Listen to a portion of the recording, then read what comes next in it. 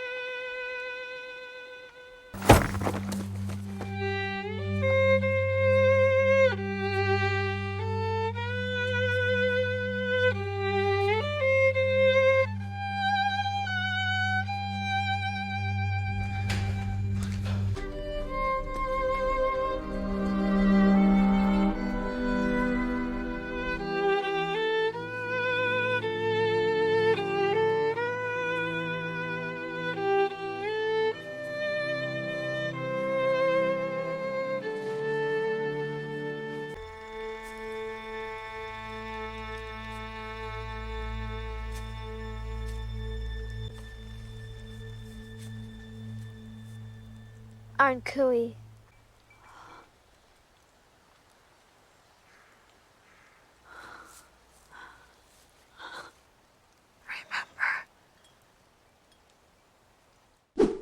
What is up, everybody? Jeremy Eisenfire here, and welcome to the E-Channel. With Season 3 of From coming to a close, the series certainly ended on a massive high note. Not only did we get some definitive answers to questions we have been asking all the way back since Season 1, but we also got a ton of new mysteries to chew on while we wait for the upcoming season as well, including the introduction of a mysterious and dangerous new villain that the town will most likely be contending with in Season 4. But on top of some of the definitive answers that we received, Season 3 also left a few storylines unanswered that will most likely be carrying over to the next season, like what is really happening to Julie, Randall, and Mari with the cicadas that they are being plagued with. And of course, one aspect that Fromville certainly turned the volume up on in Season 3 was the psychological torment that some of our characters were going through, and how that mental anguish certainly seemed to change a great deal of our characters to their very core, not the least of which being Sheriff Boyd himself. And one storyline I am looking forward to seeing just as much as any when Season 4 comes around is what state Boyd is going to be in after everything he has been through, and if he'll be able to recover from it or fall deeper into madness. One thing Season 3 set up pretty beautifully very early on with the unfortunate and horrific death of Tien Chen was the psychological torment that Boyd was going to be going through in Season 3. And as bad as the death of Tien Chen was for Boyd, the hits only continued to get worse from that point forward. And it seemed like Boyd never really had any time to deal with any of these losses, as it seemed like the next tragedy was always right around the corner, with Fromville breaking down a little bit more of his spirit each time. But one thing's for sure, he's certainly going to have a mountain of guilt to deal with in the upcoming season considering some of the decisions he was forced to make, not the least of which being, of course, what he was forced to do to Elgin. And even though he was running out of time and options to save Fatima at that point, and regardless of how we as the audience may feel about it, one thing is for sure, Boyd himself is definitely going to be dealing with a ton of guilt for torturing Elgin. And during which I imagine Father Cautry's words are going to be playing in his head over and over again, about how if he does choose to cross this line, this place will have successfully broken him. And one could easily make the argument of that potentially being true. After all, we did start to see Boyd make a few choices that were a little out of character for him, which is something that even the entire town ended up picking up on as they started to lose a little bit of their faith in him. So it should be pretty interesting to see how Boyd goes about regaining that faith in Season 4 and how he deals with the guilt that he will undoubtedly be feeling.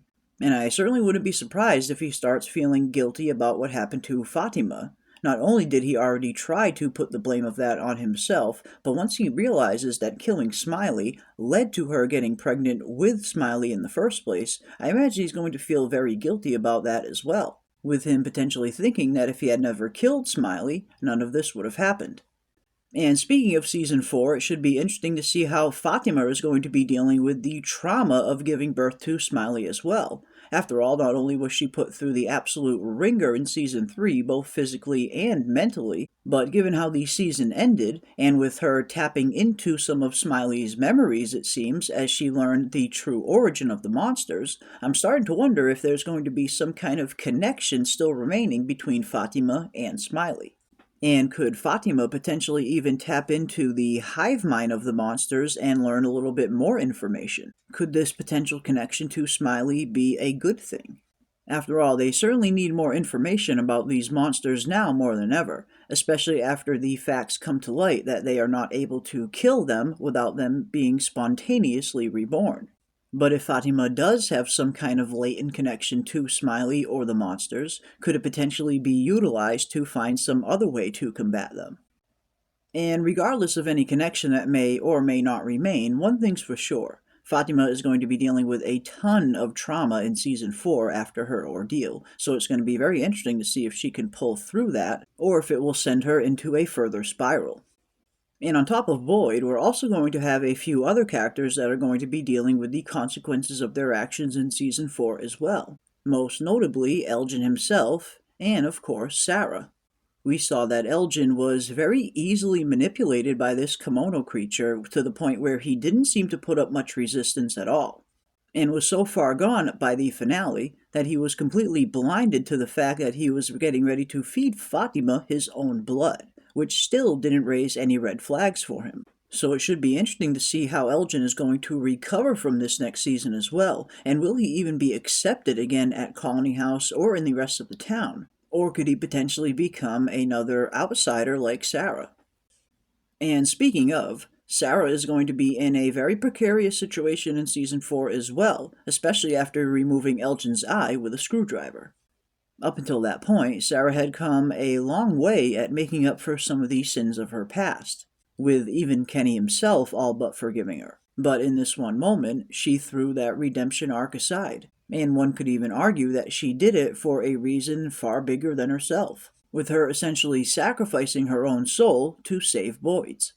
Having been in those same shoes that Elgin was in at the end of Season 3, Sarah knew that he was not going to talk, and she also knew that Boyd wasn't going to be able to go as far as he needed to get him to talk. But Sarah, on the other hand, could go that far, and she most certainly did. Her taking out Elgin's eye was not only to help find Fatima, but it was more to help save Boyd's soul, so he wouldn't have to continue torturing him himself. Something that Sarah undoubtedly knew that he would feel incredibly guilty about later on. So it's going to be interesting to see how Sarah is perceived going forward in the town now. Will she continue to be an outcast? Will she become even more of a pariah in town? Has she completely ruined her redemption arc? Or will people potentially see why she did what she did and understand? But next, it's also going to be interesting to see how Julie, Randall, and Mari fare heading into Season 4 as well. At the beginning of Season 3, we learn that the cicadas are not quite done with Julie, Randall, and Mari, as all three of them are seemingly still being plagued in some kind of way. Randall was seeing these cicadas, Julie was still hearing the screaming, and Mari was still feeling them all over her. And while their varied effects continued to get worse as the season progressed, we didn't really get a satisfying conclusion as to why they are still going through this, and whether or not it's real, or if it is all just psychological. And we also learned that Julie has a very interesting ability in Season 3 as well, called story walking, and how she can seemingly visit other points in time in the past. Something that she will apparently get much better at if the future version of Julie showing up at the end of Season 3 to try and save Jim is any indication. So I imagine we're going to see her start to hone her abilities a little bit more in Season 4 and beyond, and start to potentially experiment with more story walking. And with Julie discovering this ability, many fans have been asking, are Randall and Mari going to develop some kind of ability as well? Or is this ability Julie is cultivating more tied to her lineage of being Tabitha's daughter? And as cool as it would be to see Mari and Randall also develop some kind of ability, I do get the feeling that this is most likely tied to her lineage. And it should be interesting to see what other revelations we can learn through Julie's story walking. We learned in Season 3 that it was actually her who threw down the rope. It has already affected the story in a few ways that we don't even know of yet. Overall, her character got a whole lot more interesting after the Season 3 finale. And speaking of other mysteries that Season 3 set up but didn't quite pay off, we also have the ruined settlement, and what exactly is going on there. Throughout the course of Season 3, we saw multiple different characters spend a night at the ruined settlement, each time hearing strange occurrences, from mysterious tappings on the wall, to hearing footsteps just outside the door. It certainly seemed like something was stalking the place potentially, but we never got a glimpse as to what it could have been, and if it is potentially tied to whatever was scaring young Tabitha in her dream, as that also took place not far from the ruined settlement. So if nothing else, I really hope they dive a little bit deeper into the ruined settlement in Season 4 and give us some definitive answers as to not only what was stalking the place outside at night, but hopefully also some backstory as to the original settlers that originally built the place and lived here, and if the vision that Jade saw in Season 3 of the man drinking out of the human skull was potentially one of the original settlers. And if so, just who exactly was he? And could he potentially even have been one of the previous iterations of Jade's reincarnations, or potentially even the original Jade himself? After all, we found out in Season 3 that Miranda was having visions of all of her previous reincarnations, so what's to say Jade is not having the same experience, and a lot of the people that he is seeing are previous versions of him, just as Christopher was. And I really hope they dive a little bit deeper into what these totems are as well. We did get one throwaway line from Jade in Season 3 suggesting that they could be some other form of protection, and I think a lot of us were suggesting that they could potentially be that as well, but hopefully they dive a little bit deeper into what they actually are and who built them. I think a lot of us were waiting with bated breath for the other shoe to drop after Jade disturbed one of these totems early on in Season 3, yet we never got any follow-up to that, and we certainly didn't see any repercussions of that. Yet. But maybe we could potentially see that continue in Season 3 and find out just what these totems are and what they were protecting the settlement against. And speaking of Jade and Tabitha, we also got a massive revelation heading into Season 4 as well, about them being two of the original parents of the Onkui children, and how they have seemingly been reincarnated generation after generation, always returning to Fromville to try and stop the sacrifice that they originally failed to, while also learning that one of the original Onkui children was their daughter. And heading into Season 4, this is going to be one of my most anticipated storylines that I am looking forward to seeing where it goes. Not only has Jade been one of the most fascinating characters on the series up until now, but with this added new element, he's also become one of the most important characters as well. And it's certainly going to be very interesting to see how Jade and Tabitha navigate this new information going forward. How exactly are they going to deal with what they have learned? Will they try and dive a little bit deeper into their past and learn more about that original timeline? Or will they try to suppress the information entirely out of fear for what they might find out? And how exactly will the death of Jim complicate matters? Will Tabitha and the Matthews family simply be too distraught to want to deal with any of these newfound revelations? After all, we did see that Jim and Tabitha were finally coming to a much better place within their marriage, with Jim finally learning that he was holding on a little bit too tight and trying to protect everyone, instead of supporting Tabitha in her quest to find out some answers. And I imagine the death of Jim is probably going to be even twice as hard on Julie and Ethan as well, especially with Julie learning her newfound ability of story walking, and how she was already contemplating going back in time to try and save Tian Chen, which of course Ethan told her was not possible. But I get the feeling it could potentially be possible at some point for Julie to become advanced enough in her ability that maybe she could affect the past. Maybe she can actually change something. And how her ability could potentially even lead to them saving the Onkui children where they have failed so many times in the past.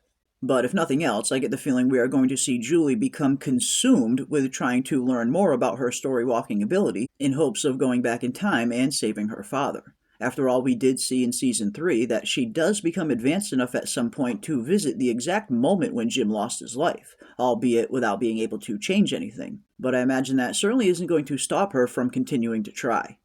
And then, of course, heading into Season 4, perhaps one of the biggest mysteries we have to look forward to is who exactly is this mysterious man in yellow? And is this potentially the main villain of the series? And if the rumors are true and they are planning on only doing 2 more seasons, it stands to reason that this probably is going to be the main villain. Not only did they spend 3 full seasons setting this character's arrival up, but it's going to be very tough to introduce and set up a new villain with only 2 seasons left, if we are already approaching the endgame. As John Griffin has said in some of the behind-the-scenes features for Season 3, this 3rd season was, quote-unquote, the end of the beginning. And if the beginning is indeed over, that means from Season 4 on, we are officially getting to the beginning of the end, which I imagine is going to make Season 4 setting up the final act in Season 5. And I imagine things are going to continue to get much darker from here on out. which, if nothing else, is perfectly following the blueprint that Ethan set up for the series very early on in Season 1, about how this is a quest, and how everybody has an important part to play, and the closer you get to the end of the quest, that's when it gets the scariest. So if nothing else, it's going to be very interesting to learn a little bit more about this mysterious man in yellow, and what other tricks he has up his sleeve. Early on in the beginning of Season 3, when we first saw the painting of the man in yellow, I put forth the possibility of how he could potentially be based, or at least loosely inspired by, The King in Yellow by Robert Chambers. Not only do they share a ton in common visually, but they also have a lot of similar characteristics as well, in terms of the themes of hidden knowledge and driving people mad, two things we see that are very prevalent on From. Not to mention the King in Yellow's penchant for driving people mad and dragging them down to the ancient, cursed, mysterious land called Carcosa, which, if nothing else, sounds a little bit familiar. So it's certainly going to be very interesting to see what they do with this man in yellow character in Season 4, and if he is indeed the big bad. What kind of other abilities is he going to have? Was he the one who originally convinced the parents to sacrifice the children in the first place? Is he in control of more aspects of Fromville than we realize? They're certainly setting up a very intriguing character, if nothing else. And then, of course, we also have Victor. And Victor's storyline heading into Season 4 is one that I am very much looking forward to seeing, especially now that he and Henry are starting to become a little bit closer as father and son. Victor certainly took us on quite the emotional journey in Season 3, delivering some of the most heartfelt scenes of the entire series. But something tells me that Eloise isn't quite dead. We did get that scene in the finale where he says he thinks he buried Eloise, but he couldn't be sure because the parts were too small and I imagine quite a mess. So I'm getting the feeling that Eloise isn't dead yet. Until I see a scene of her actually getting killed like we saw for Miranda, I have to believe that Eloise might still be out there somewhere. But if nothing else, it certainly seems like they're setting the stage for a pulse-pounding Season 4, and if we are truly heading for the beginning of the end, which it seems like that is the case, I imagine things are not only going to move at a much quicker pace from here on out, but they are going to get much darker before they get better. And given the heavy psychological element that many of our characters went through this season, it's also going to be very interesting to see which one of them can even recover at all, and who will end up falling deeper and deeper into despair. And if there's one thing I'm looking forward to seeing in Season 4, on top of learning a little bit more about this mysterious man in yellow, is hopefully getting a glimpse of that original timeline and finally meeting the original Jade and Tabitha, but also seeing how the current Jade and Tabitha are going to reconcile going forward after learning what they have learned. But definitely let us know some of your thoughts and theories heading into Season 4, and which storyline are you looking forward to seeing the most. But that is going to do it for our biggest questions heading into Season 4. And if you enjoyed this video, don't forget to leave a like on your way out and consider subscribing to stay up to date on all of our upcoming content. And as always, keep those tinfoil hats on, folks, and I will see you on the next one. What if they don't come back? What if that was our only chance to go home? What if I wasted the only opportunity we're gonna get? What if I'm lost? No one ever finds me. What if it's not over? What if all this is happening for a reason?